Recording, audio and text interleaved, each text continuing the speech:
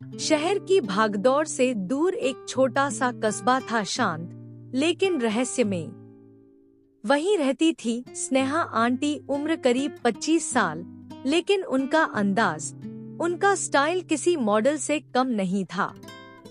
उन्होंने हाल ही में अपने पति से तलाक लिया था और अब अकेले अपने बंगले में रहती थी।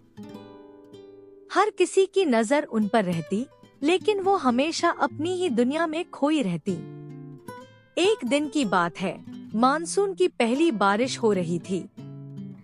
तेज हवाएं, बिजली की गड़गड़ाहट और बारिश की टप-टप आवाज के बीच बिजली चली गई।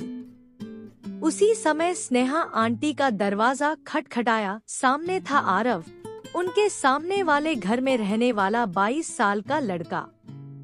वो भीग चुका था, शर्ट से पानी टपक रहा था।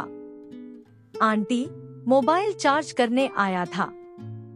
बिजली चली गई तो सोचा पूछ लूं कि आपके पास पावर बैंक है? आरव ने मासूमियत से पूछा। स्नेहा ने मुस्कुराते हुए दरवाजा खोल दिया। आओ, भीग गए हो पूरे, पहले कपड़े बदलो, मैं तुम्हें कुछ देती हूँ पहनने को। भीगे कपड़ों से निकलते हुए आरव जब अंदर आया तो स्नेहा ने उसे अपने पति का पुराना शर्ट पकड़ा दिया।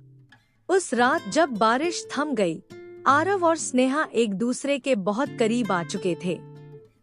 मोमबत्ती की हल्की लौ दीवारों पर उनकी परछाइयां बना रही थी और कमरे की गर्म हवा में एक अलग ही खुमारी घुली हुई थी।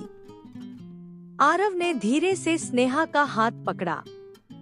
आंटी, वो कुछ कहना चाहता था, लेकिन स्नेहा ने उसकी उंगली अपने होठों पर रख दी। अब आंटी मत कहो, सिर्फ स्नेहा कहो। उसकी आंखों में कुछ ऐसा था जो शब्दों से बयान नहीं हो सकता था। आरव ने पहली बार उनका नाम इतनी नजदीकी से लिया, स्नेहा, और यही नाम उनके बीच की दूरी मिटाने लगा। स्नेहा धीरे से उसके करीब आई, उसके चेहरे पर से गिरती एक भीगी लट को पीछे किया और उसके गाल पर हल्का सा स्पर्श किया। आरव का दिल तेजी से धड़कने लगा।